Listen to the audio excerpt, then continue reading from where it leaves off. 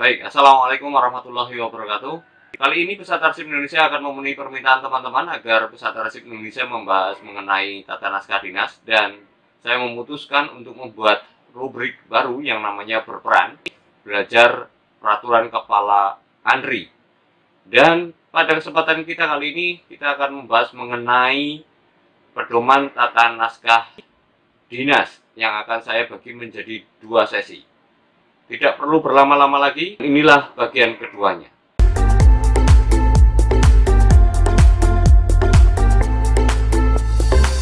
Baik, kita masuk kepada ruang lingkup yang keempat atau bab keempat, yaitu kewenangan penandatanganan. Jadi pada prinsipnya, pimpinan lembaga bertanggung jawab atas segala kegiatan yang dilakukan di dalam organisasi atau lembaganya. Dan tanggung jawab tersebut tidak dapat dilimpahkan atau diserahkan kepada seseorang yang bukan pejabat berwenang. Garis kewenangan digunakan jika surat dinas ditandatangani oleh pejabat yang mendapatkan pelimpahan dari pejabat yang berwenang. Jadi dalam penggunaan garis kewenangan atau pendelegasian wewenang itu dalam kasus penandatanganan hanya boleh dilakukan ketika sudah mendapatkan pelimpahan dari pejabat yang berwenang. Itu intinya. Nah, skema-skema dalam penandatanganan itu terbagi menjadi 4. Yang pertama adalah atas nama, yang kedua adalah untuk beliau, yang ketiga adalah sebagai pelaksana tugas, yang keempat adalah sebagai pelaksana harian. Baik, kita akan rinci satu persatu. Yang pertama adalah atas nama. Nah, penggunaan atas nama itu digunakan jika pejabat yang menandatangani surat dinas telah diberi kuasa oleh pejabat yang bertanggung jawab berdasarkan bidang tugas dan tanggung jawab pejabat yang bersangkutan. Biasanya skema atas nama itu dilakukan pada pejabat satu level di bawahnya dan sudah diberikan kewenangan. Sementara tanggung jawabnya tetap ada pada pejabat yang berwenang, dan pejabat yang menandatangani bertanggung jawab kepada pejabat yang melimpahkan wewenang. Jadi itu intinya. Nah, susunan penandatanganan atas nama pejabat lain yaitu nama jabatan pejabat yang berwenang ditulis lengkap dengan huruf kapital pada setiap awal kata, didahului dengan singkatan A.N. Itu tata caranya.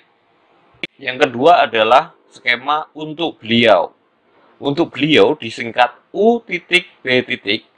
digunakan jika yang diberikan kuasa memberikan kuasa lagi kepada pejabat satu tingkat di bawahnya. Jadi kalau misalnya dia menteri, diturunkan kepada sekretaris menteri, sekretaris kementerian misalnya, sementara Pak Ses kemudian mendelegasikan kepada Pak Kepala Biro, maka Pak Kepala Biro menandatanganinya dengan skema UB, gitu ya. Nah, tanggung jawabnya tetap berada pada pejabat yang melimpahkan wewenang, dan pejabat yang menerima pelimpahan wewenang harus mempertanggungjawabkan kepada pejabat yang melimpahkan wewenang. Jadi, kalau tadi atas nama itu satu level, kalau untuk beliau turunnya sampai level kedua. Nah, formatnya seperti yang saya sajikan berikut ini. Skema yang ketiga adalah pelaksana tugas. Jadi ketentuan penandatanganan pelaksana tugas atau yang disingkat PLT itu ada 3. Yang pertama adalah pelaksana tugas digunakan apabila pejabat yang berwenang menandatangani naskah dinas belum ditetapkan karena menunggu ketentuan bidang kepegawaian lebih lanjut. Jadi pejabat yang berwenang aslinya sudah kosong posisinya, kemudian belum ada penggantinya, sementara ditunjuk pelaksana tugas. Yang kedua, pelimpahan wewenangnya bersifat sementara sampai dengan pejabat yang definitif ditetapkan. Yang ketiga, pelaksana tugas bertanggung jawab atas naskah dinas yang ditandatanganinya.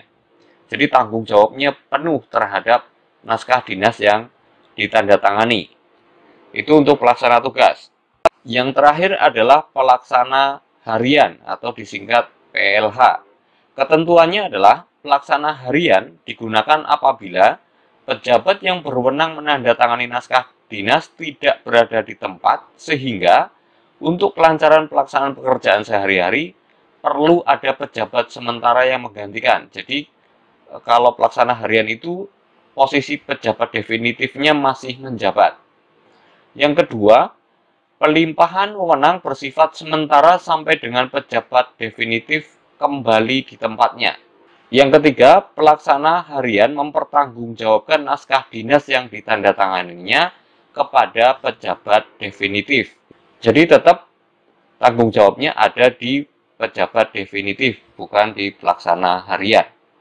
Nah, dalam kewenangan penandatanganan ada catatannya. Yang pertama adalah kewenangan untuk melaksanakan dan menandatangani naskah dinas antar lembaga yang bersifat kebijakan, keputusan, atau arahan berada pada pejabat pimpinan tertinggi lembaga.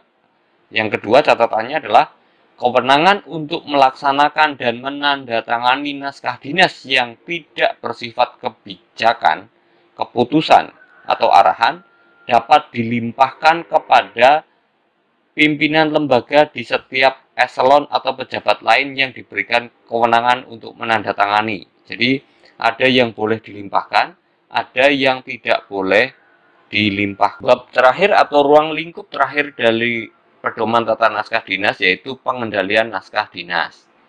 Nah, pengendalian naskah dinas dibagi menjadi dua, yaitu naskah dinas masuk dan naskah dinas keluar. Saya akan bahas dulu prinsip dari naskah dinas masuk. Prinsipnya adalah penanganan naskah dinas masuk dipusatkan di unit kearsipan atau unit lain yang menyelenggarakan fungsi kesekretariatan. Itu prinsip pertama.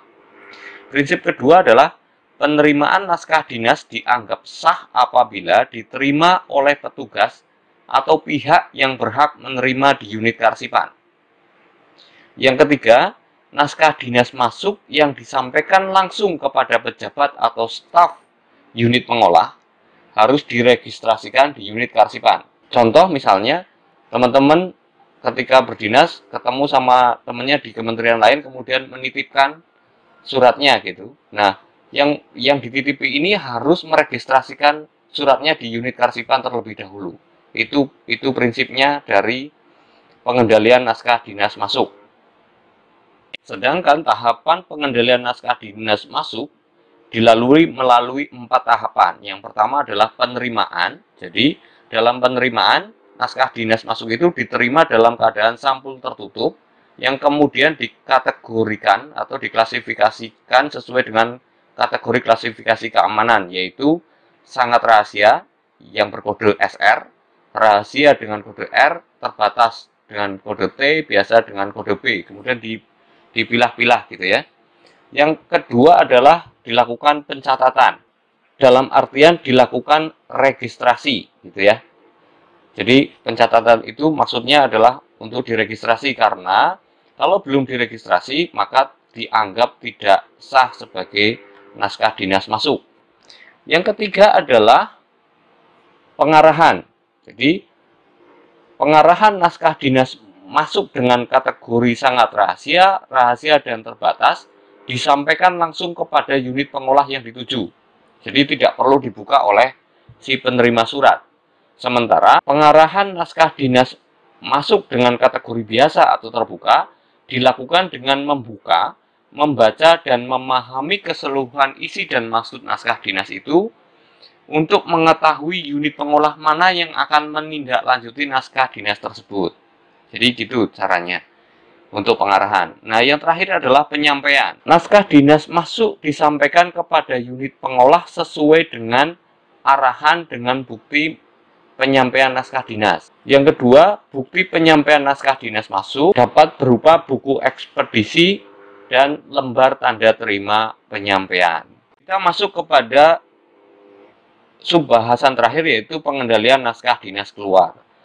Pengendalian naskah dinas keluar itu setidaknya ada 4, yaitu pencatatan, penggandaan, pengiriman, dan penyimpanan. Jadi petugas yang melakukan pencatatan, sebelum melakukan pencatatan atau sebelum melakukan registrasi, itu harus melakukan pemeriksaan terlebih dahulu. Apa yang diperiksa? Yang pertama adalah nomor naskah dinasnya sudah ada atau belum, sudah ada cap dinas atau sudah ada pengabsahannya atau belum, bagaimana dengan penandatanganannya, alamat yang dituju sudah ada dan lengkap atau belum. Yang terakhir adalah mengecek kelengkapan lampiran jika ada. Itu saya kira bahasan kita mengenai pedoman tata naskah dinas.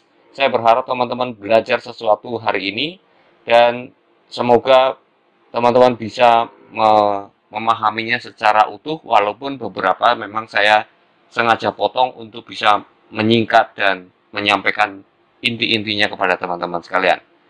Baik, itu terakhir yang bisa saya sampaikan, dan akhir kata saya Satimin Sejati untuk Pusat Arsip Indonesia menyampaikan terima kasih dan wassalamualaikum warahmatullahi wabarakatuh.